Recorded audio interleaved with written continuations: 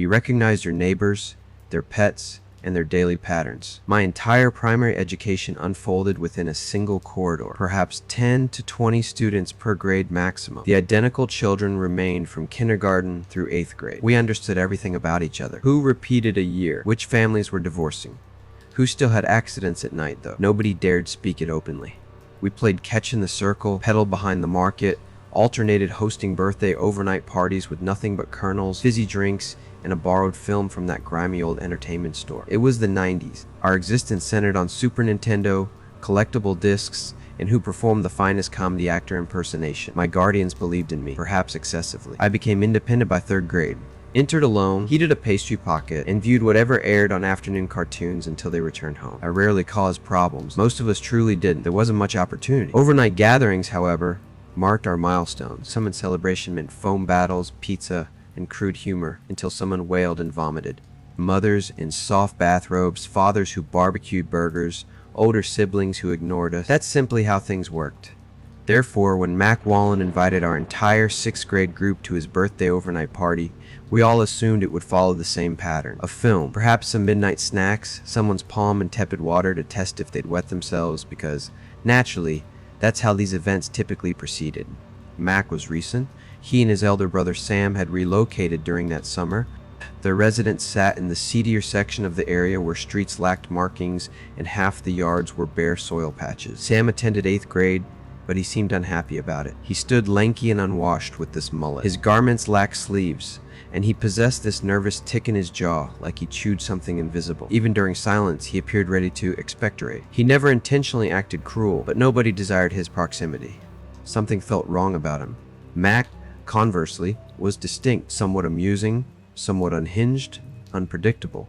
He'd speak anything, attempt anything. He appeared indifferent to others' opinions of him. That characteristic made him thrilling somehow, particularly to a bunch of restless 12-year-olds. He represented unlimited misbehavior. Everyone wanted participation. So, when he distributed invitations, these inexpensive little printouts featuring monster trucks, we all accepted, naturally, every single one of us. But obviously, since you're hearing my tale, we had no clue what awaited us. We departed the bus that Friday evening, backpacks over shoulders, speaking loudly, acting tough. Mac guided us onto the porch with that broad smile, crooked front teeth visible. His house, or possibly trailer, was difficult to determine, sat low and drooping like it had surrendered entirely. 2 broken lawn chairs occupied the front, and crushed beer containers rested in the window ledge. 1 shutter dangled from a single hinge. Sam stood in the entrance, arms folded, chewing a toothpick. He remained silent, simply observing us enter one by one. Inside, the location reeked of damp clothing and burned grease. The living room carpet displayed a strange gray shade that crunched underfoot. Mac's mother emerged from the kitchen, smiling at us. She had sharp cheekbones and wore a revealing pink tank top. No undergarment, nipples protruding, which made half the boys blush deeply. She distributed paper plates with cake already served and said, "You'll enjoy tonight," then vanished down the hallway. Moments later, we heard a car door slam followed by engine rumbling. Mac turned to us and announced, "They're visiting the tavern. We have the entire place to ourselves." Not without a parent, at least within shouting range. Several other boys hesitated too, exchanging glances, but nobody spoke. No one wanted to appear childish by calling their mother immediately. Initially, it seemed acceptable. Loud music, sugar, junk food, we played truth or dare, shot rubber bands at each other, attempted wrestling in this cramped hallway. Sam lingered nearby, saying little, just grinning whenever someone got injured or fell too hard. Around 9 o'clock, Mac claimed he had something superior to any movie. He led us into the back room he shared with Sam, opened a wooden chest beside the bed. Inside that container were stacks of tapes, mostly unlabeled. Everyone immediately began hooting and nudging each other. He inserted a tape into the VCR and activated the small television, the screen filled with grainy footage. Someone was filming in a bedroom, shaky camera style. Immediately, I knew it wasn't a movie. It was real. Mac's mother was on the bed, completely nude, hair longer than, but definitely her. His father, or someone resembling him, stood behind her. They weren't alone. A few boys laughed nervously, but the room had grown cold. No one was really breathing anymore. Sam stood behind us, arms crossed, and watched us watch the movie. "You enjoy that, huh?" he said. "My father used to record everything." I wanted to leave immediately, but I didn't know how to express it. Mac was grinning like it was merely a joke. "That's just one of them." "No, man. We're fine," someone muttered, but it was completely drowned out. Next came the toys pulled from a drawer in the nightstand inside their parents' room.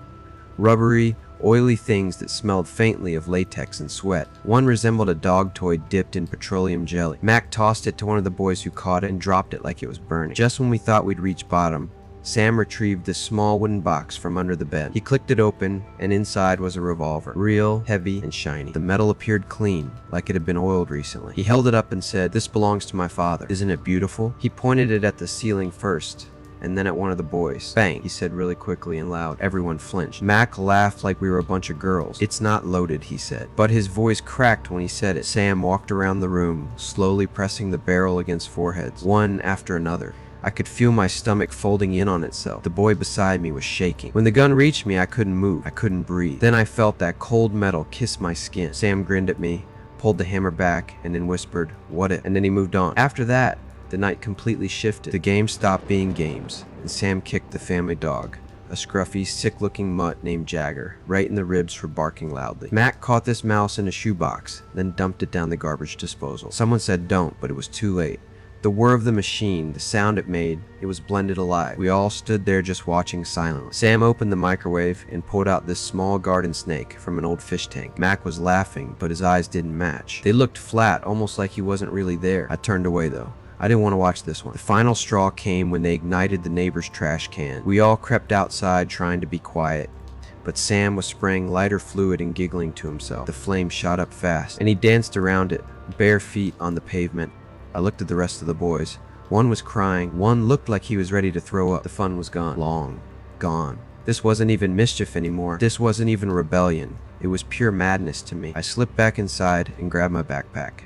Laced up my shoes with my shaking hand. My heart was pounding so loud I couldn't hear anything else. I opened the front door, stepped into the dark, and didn't look back. Not even once. The streetlights buzzed overhead. The night felt endless, and I just started walking. I didn't run, even though I wanted to. Every part of me screamed to just get away from there fast, but I didn't. I walked one foot in front of the other all the way down that cracked sidewalk, past parked cars and silent houses with normal lives behind the curtains. I think I even whispered the Lord's Prayer at some point, or maybe it was just some song that I'd heard on the radio. My brain didn't feel like it was working right. It felt like the world had shifted slightly now, like everything was tilted, off-center, and shameful. My house was 8 blocks away, and each block felt like a mile itself. Every gust of wind made me flinch, and I kept thinking Sam was behind me the whole time, or Mac, or even worse. Somebody had followed me out of the television screen. Something from that grainy, grimy tape. Some man with a camera and a mask and a laugh like gravel. I made it home just after 11. My parents were in the living room watching the news. My mother was knitting, and my father was drinking tea. I opened the door and stepped inside, and they looked up like I was just back from prison. My mother immediately said, "What's wrong?" I didn't answer. I dropped my backpack and just stood there. I must have looked like hell because she was off the couch and at my side in seconds. "Honey, what's wrong?" I started crying. Not loud or blubbering, just quiet, whole body. My father stood up confused, and I couldn't get the words out fast enough. I told him about the gun, about the tapes, about the dog, the snake, the fire. I told him everything except for the parts that I didn't fully understand. My mother held me so tight, I could barely breathe. My father turned the television off and just said nothing for a really long time. The next morning, everything happened pretty quick. My parents called the school called the police, and a couple of the other boys' parents had already called in too. Apparently one of the kids ran home in the middle of the night. Another one woke up screaming. It didn't take long for the whole place to be crawling with cops. I didn't go to school that day. None of us did, actually. Rumors flew around fast, and Sam got sent away. Mac got suspended. Their parents were under investigation for all kinds of things. The tapes were confiscated, so was the gun. Animal control took the dog, though I doubt he lived much longer after that night. The Wallens didn't stick around as well, but for sale sign went up the next week, and by the time Halloween had rolled around, the house was already boarded up. Nobody moved in after them either. Nothing grows there now either. Makes me wonder if anything else happened there. My friends and I didn't really talk about it much after this. Not really. Everybody who was there that night, me and the other boys, we stayed close for a while after. I guess trauma kinda does that to you. But by the end of the 8th grade, things had changed. A few moved away, a few fell in with rougher crowds. And it wasn't like my parents were super strict or even religious or anything. They just wanted to know the people that I was staying with. And after what happened that night, they made damn sure I never stayed the night at anybody's house again. The kid was Tommy Jurgens. Everybody liked Tommy. He was this little wiry dude with a loud mouth and this fake confidence that somehow worked for him. He knew every cheat code for every PlayStation game and could spit like 8 feet straight up in the air, then catch it back with his mouth. That kind of kid. Yeah, baby. We thought he was cool, but we didn't really know Tommy. Not the way we thought we did. It turns out most of what made him cool was just him being raised by a pack of absolute lunatics. We'd see hints occasionally, like how he never brought lunch, just dollar bills and scratchers, or how he said these weird grown-up things. Stuff like, "My mom's old man just got out again," or "Uncle Mike got caught in Flagstaff." All that kind of skated over our heads back then, just Tommy being Tommy. He'd been in our class since 2nd grade. Even though he didn't have a ton of close friends, we all wanted to be around him. His life just seemed electric and different. So when he handed out birthday invites on notebook paper drawn in Sharpie and riddled with spelling mistakes, I still said yes without even asking my folks first. They weren't thrilled when I showed them, but Tommy's name rang a familiar enough bell that they gave in. I think my mother called his mother and talked for a full 90 seconds before saying it was okay. "All right, but if anything feels off," she said, "I mean it." That Friday came. We were all rolled out the bus, hyped out of our mind. Tommy lived on the edge of town in this saggy house with 4 trucks parked out front and 2 boats in the yard. Neither seemed to be seaworthy though. The garage was open, and I swear to God, there was already a drum kit being set up. Real old drums. Couple guys carrying amps inside. We hadn't even taken off our backpacks yet either. Tommy met us on the porch with that usual grin and said, "You guys are gonna lose your freaking mind." There were adults already there, friends of Tommy's parents, I guess, all drinking and smoking and hanging out in the living room laughing and didn't take notice of us at all. There were stacks of beer on top of the kitchen table, and the hallway smelled like somebody had burnt popcorn and covered it with weed smoke. Still in the moment, I think we were just far too young to process what was wrong. At first, it just seemed like chaos.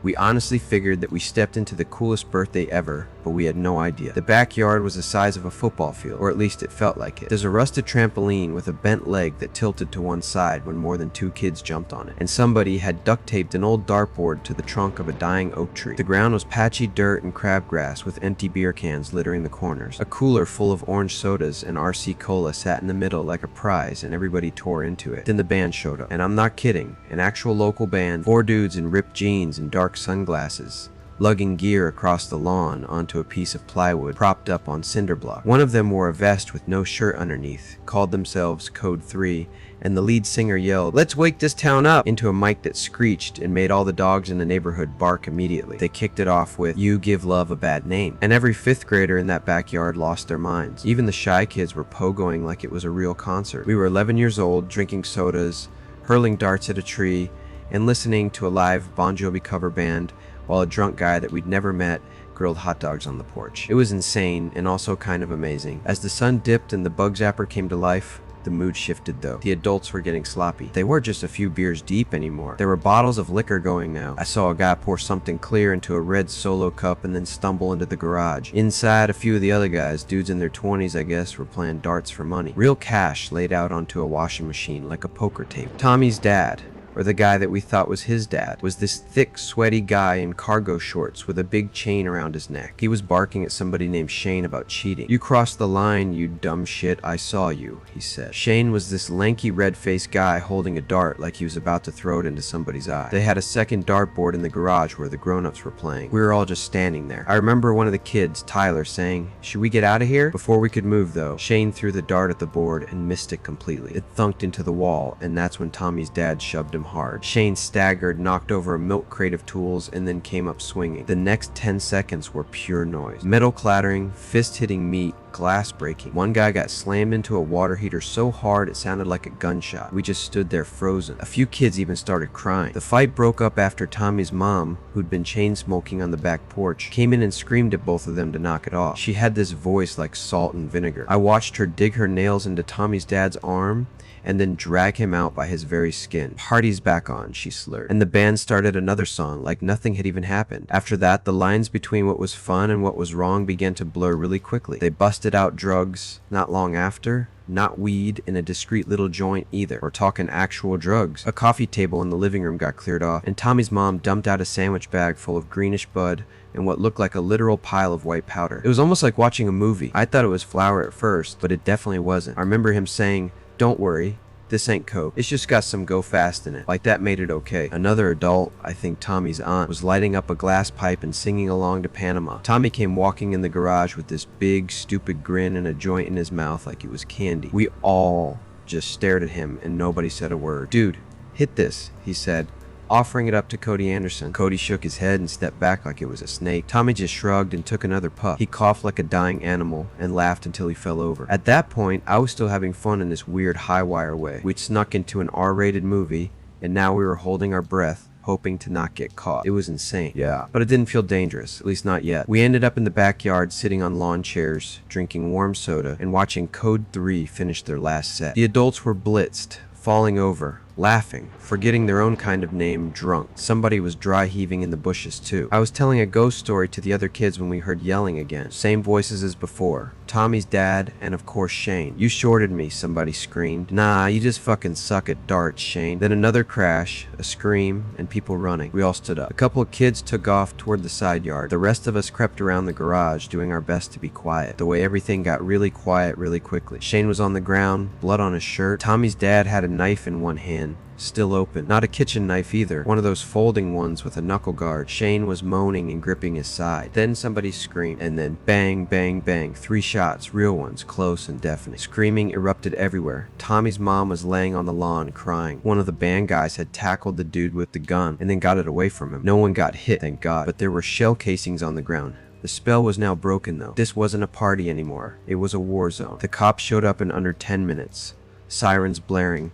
Lights throwing red and blue across the lawn like a crime scene disco. I was still in the backyard clutching my shoes and shaking so bad I could barely even untie the laces. Cody Anderson was crying and wouldn't stop saying over and over, "Did we just get shot at?" They herded us onto the sidewalk, told us to sit down and not to move. The neighbors were outside now, talking to the officers, pointing at the house like it was all normal. A woman wrapped up in a blanket asked me if I was okay. I just nodded back, but I wasn't. Not even close. Parents started showing up, headlights rolling down the street one after another. My mom's face when she spotted me. I'll never forget it. She didn't even ask questions. She just wrapped me up in her arms and held me like I just came back from war. Tommy's dad got cuffed and loaded up into a cruiser. Shane got hauled off into an ambulance, conscious, but bleeding through a wad of paper towels somebody had slapped on his ribs. A few other adults were questioned right there in the driveway. One guy took off before the cops could even get his name. Just vanished off into the night with a backpack full of God knows what. We didn't end up going back to school on Monday, and neither did Tommy. Rumors, of course, flew around. The gun was stolen. The white powder was